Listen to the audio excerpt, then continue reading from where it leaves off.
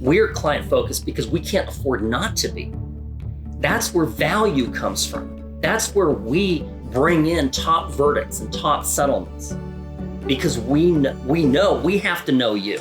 I think it's a very difficult decision at the beginning of the process to find the right attorney. And there are a lot of options. And one is you're making a decision at a very difficult time, because what you're going through right now is emotionally overwhelming. And we get that. We understand. It's hard because you have to make a very important decision at a time when you're in an emotionally overwhelmed state. So one thing I think is really good is to find time, take an afternoon, a Saturday, and look around and watch videos like this of lawyers and get a feel for them, right? Get an understanding of who they are and how they seem to you, because you're going to be working with that lawyer for a long time. Your case may take a year or two or longer, depending on its complexity. So you want to be working, I think, with someone that you like and you get along with and that you trust. And I would say this too, trust your instinct on that, because if you've got to look at these attorneys that you're interviewing essentially, and determine if you can work with them. And then I don't know what you think, how important it is to do in-person sit-downs.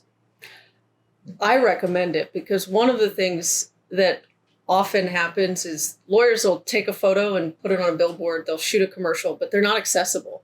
They're not there to answer phone calls and meet with their clients. They're in Tahiti, and that's and they're having a great time. You're right, but they're not in the office, and then you're not going to have a relationship with them.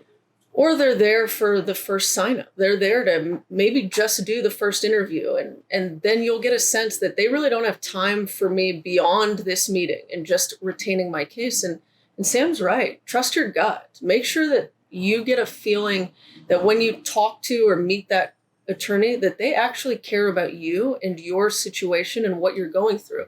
You need to know that they're listening and they're actively working and studying what you're saying so that they can use that to build the best case for you. I mean, the only way to get you the recovery you deserve is if your lawyer listens, hears you, and puts all of that to work and always is preparing your case for trial. A lot of cases don't go to trial, but you need a lawyer that's preparing for trial, because the worst thing that Sam and I see is a lawyer that's preparing a case for just a demand letter to the insurance company or the person who caused your injuries. And that's terrible, because if the demand letter doesn't get accepted, then what? Now they're left scrambling and you're struggling to figure out what the next steps are, and your lawyer might not even know.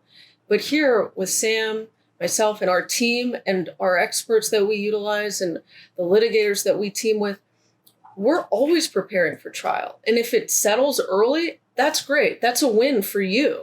But if it doesn't, we're prepared.